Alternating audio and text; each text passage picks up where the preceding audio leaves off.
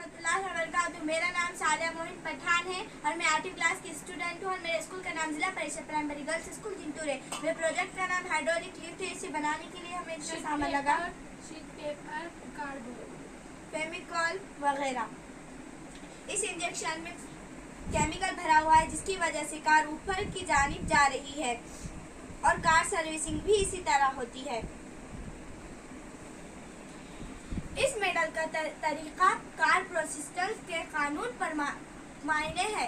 इस मेडल में जब आप प्रेशर के केबल वाले सेरामिक के बटन पर दबाव डालते हैं तो ये इसमें मौजूद पानी के जरिए दूसरा सेरामिक तक पहुंचता है।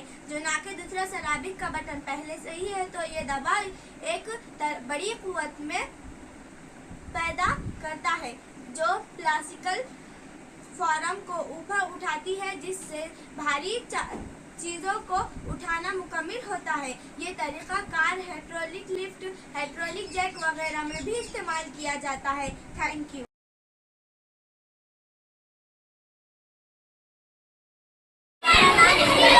हमारे नाम उम्मे कुलसुम है।